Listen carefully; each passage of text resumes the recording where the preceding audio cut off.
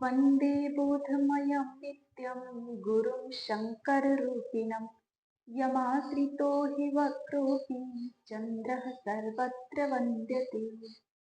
महाशिवरात्रि पर्व की सभी को बहुत बहुत शुभकामनाएं। आइए इस महाशिवरात्रि पर्व पर हम भगवान शिव जी के जीवन दर्शन को समझने का प्रयास करते हैं कि भगवान शिव जी हमें अपने जीवन से क्या क्या शिक्षाएं देते हैं, क्या क्या प्रेरणाएं देते हैं। इससे पहले भगवान शिव जी अपनी जटाओं में माँ गंगा को धारण करते हैं।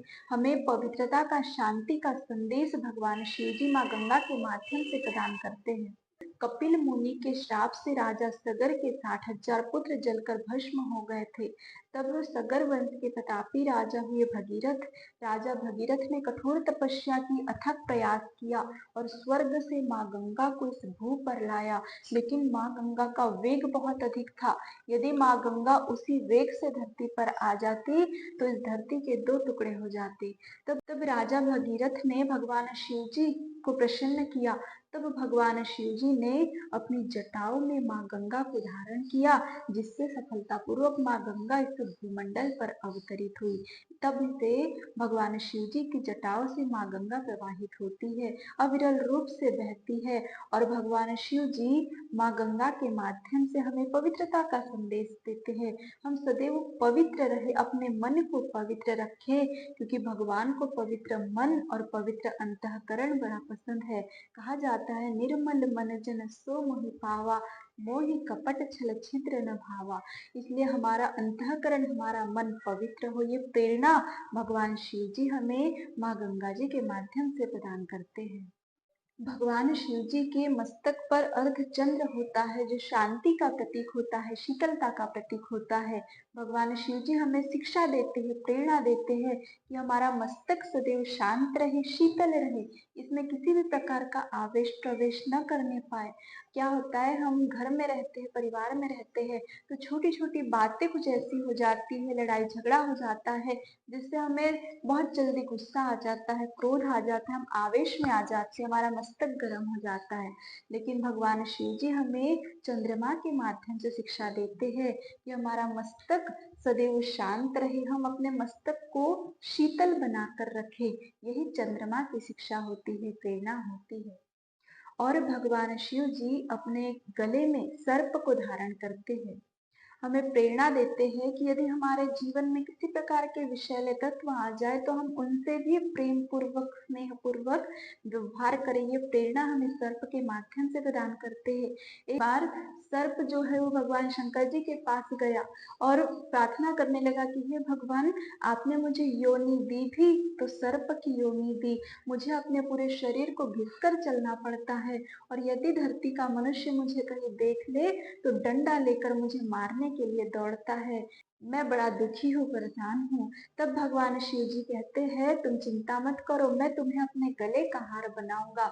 और भगवान शंकर जी ने सर्प को अपने गले में धारण कर लिया और कहते हैं, बोले जो मनुष्य आज तुम्हें डंडा लेकर मारने के लिए दौड़ते हैं, वही मनुष्य जब मेरे मंदिर में मेरी पूजा करने आएगा तो साथ में वो तुम्हारी भी पूजा करेगा। और तभी से भगवान शिव जी के साथ साथ हम नाग देवता की भी पूजा करते हैं।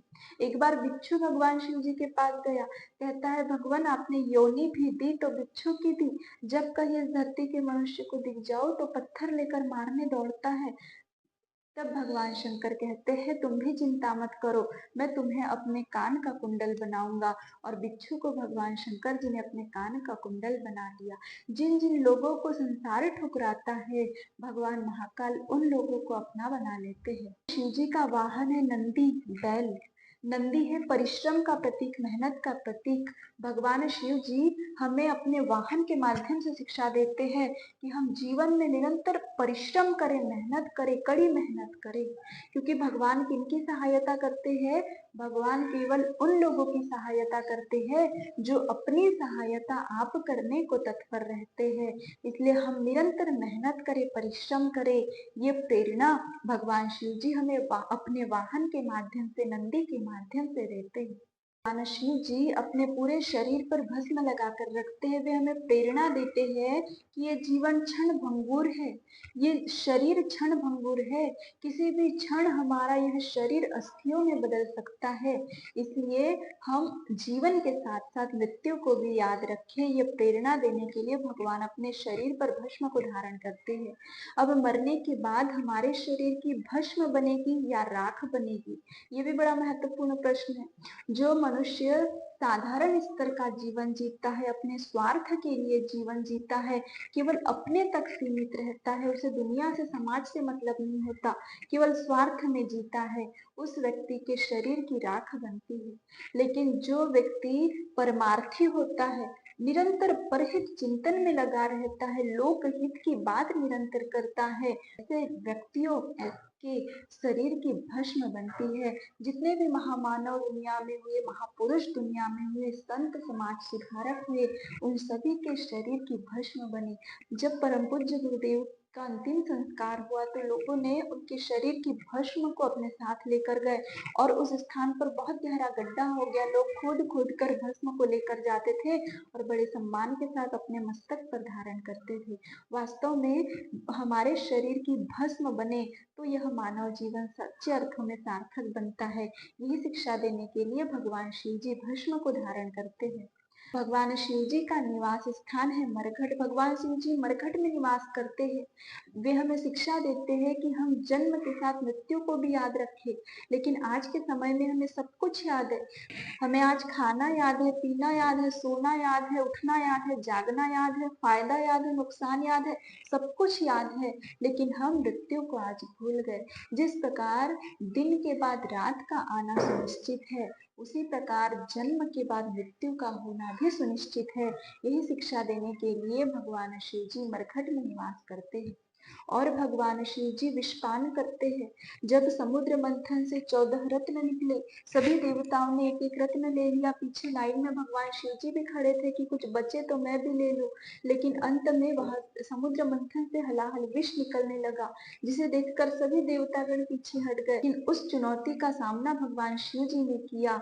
भगवान शिव जी ने उस विष को अपने कंठ में रोका, क्योंकि वो विष जो है वो बाहर रह जाता तो दुनिया के लिए नुकसानदायक था, और वही विष भगवान शिव जी के शरीर में चला जाता तो उनके लिए भी नुकसान करता। इसलिए भगवान शिव जी ने अपने कंठ में उस विष को रोका। तभी से हम भगवान शिव जी को नीलकंठ भी कहते हैं। लेकिन आज दुनिया में, आज हमारे समाज में बड़ी विडंबना है। लोगों की मान्यता है कि भगवान शिव जी ने भांग का नशा किया, लेकिन वास्तव में ये सच नहीं है। भगवान शिव जी ने तो हलाहल विषपान किया था। कहा जाता है इस जग में सुख दुख निरंतर आते जाते रहते हैं। सुख तो सभी सह लेते हैं, पर दुख धीर ही सहते हैं। मनुज दुग्ध से, दनुज रुधिर से, देव सुधा से जीते हैं, किंतु हलाहल विष का प्याला शिव शंकर ही पीते हैं, शिव शंकर ही पीते हैं। इस प्रकार भगवान शिव जी ने हलाहल विष का प्याला पिया। और हमें शिक्षा देते हैं भगवान शिव जी कि कई विषैली बातें ऐसी होती है जो हमारे मुख से यदि बाहर निकल जाए तो वो दुनिया के लिए नुकसानदायक होती है, समाज के लिए नुकसानदायक होती है। और यही वही विषैली बातों को हम अपने भीतर ग्रहण कर ले तो हमारे स्वयं के लिए नुकसानदायक होती है। इसलिए हम विषैली बातों को, जो कड़वी बातें हैं, विषैली बातें हैं, बुराइयां हैं, उन्हें केवल अपने कंठ में रोक कर रखे, ना बाहर निकाले ना अंदर जाने दे। ये प्रेरणा हमें भगवान शिव जी देते हैं। वास्तव में भगवान शिव जी का संपूर्ण जीवन हम सभी के लिए प्रेरणादायक है। हम उनके जीवन से इन शिक्षाओं को ग्रहण कर सकते हैं।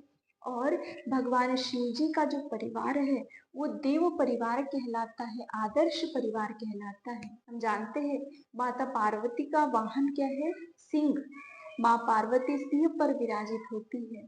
और भगवान शिव जी के जो बड़े बेटे हैं कार्तिकेय, उनका वाहन है मोर। और भगवान शिव जी का वाहन है नंदी, बैल। भगवान शिव जी अपने गले में सर्प को धारण करते हैं।